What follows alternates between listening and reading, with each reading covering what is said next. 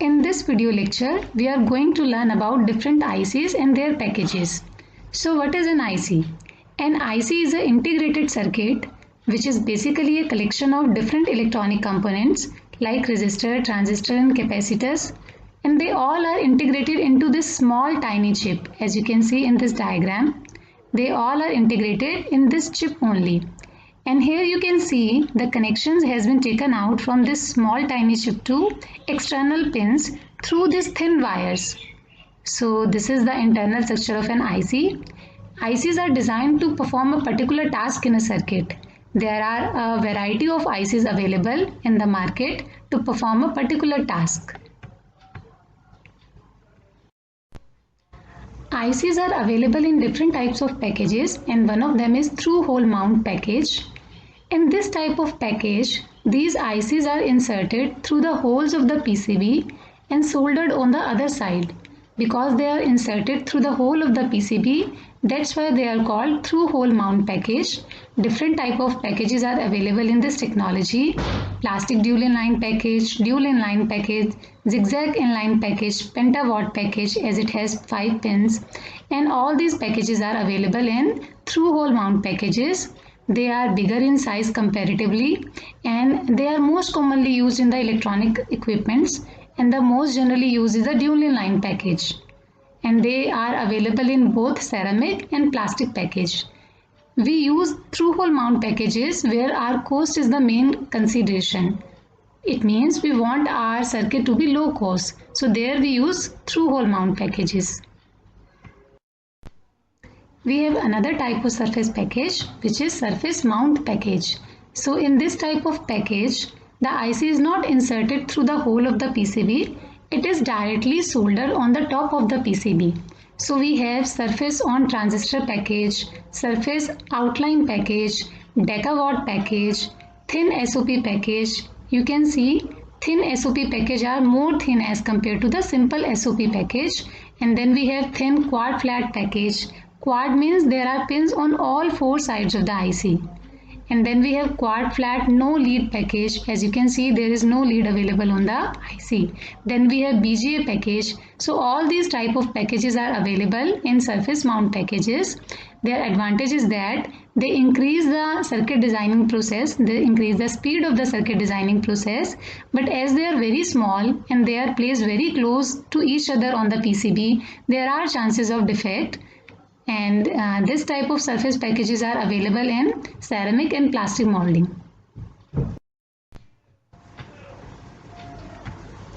So in this diagram, you can see surface mounted IC. This is a very small PCB, and IC is also very small. It is mounted on the surface of the PCB itself. So it is not inserted through any hole. All the pins are soldered on the PCB top surface of the PCB itself. Here you can see quad flat package. As you can see, the pins are on all 4 sides of the package. Next we have quad flat no lead package, and there are no leads on the package of the IC. As you can see in this diagram also, no leads are at the outside of the package. Next we have ball grid array package. In short we call it BGA package. In ball grid array package, there are no pins. There are small size of metal pins which are directly soldered onto the PCB. This type of the BGA package are the modern packages which are used for the advanced microprocessor and microcontroller chips. How to read the pin numbers on an IC? So in this diagram you can see we have 4 different types of ICs. In this first diagram we have a small circle on the top of the IC. So from the left side of this small circle we start counting our pin numbers. So this small circle is also called as notch. So in next diagram we have a small circle. So this small circle is identification of the pin number 1. Next we have a beveled edge. So you can see at the bottom of this IC we have a beveled edge. So from this beveled edge we start counting our pin numbers. So this is pin number 1. This beveled edge can also be on the left hand side of the IC. So if it is on the left hand side, from that side on the left side we will start counting our pin number. In this diagram you can see, so top left corner pin is the pin number 1, and then we proceed in the counterclockwise direction and the last pin is the pin number 16. So in this way we can identify the pin of any IC.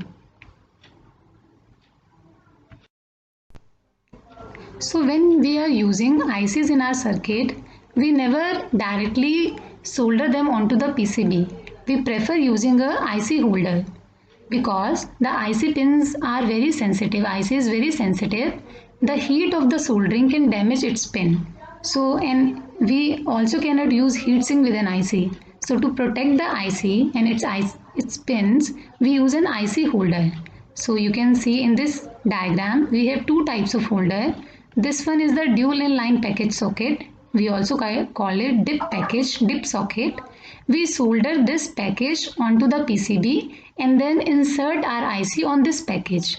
So there is an advantage of using this IC holder that whenever your IC is damaged or you want to replace your IC, you can directly push back it. You can pull the IC from it. You need not to desolder it.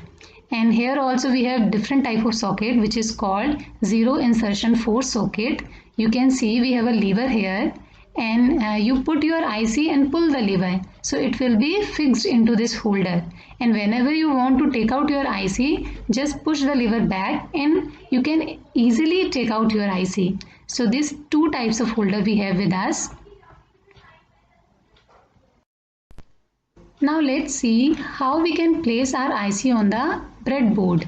So when you are performing any experiment or you are making a circuit on the breadboard, you need not to insert a IC holder. You can directly place your IC here because here we are not doing any soldering.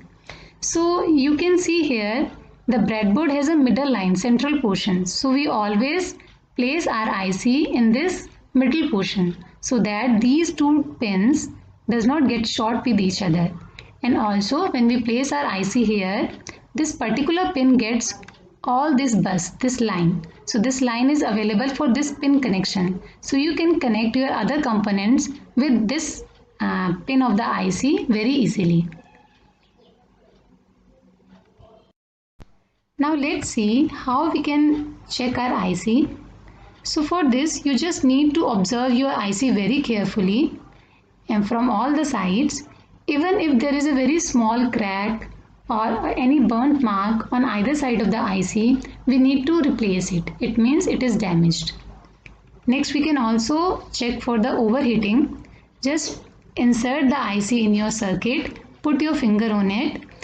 If it is overheating beyond the normal value and you are not able to put your finger more than 10 to 12 seconds, it means it needs to be replaced. So in this way you can check your IC. Thank you so much.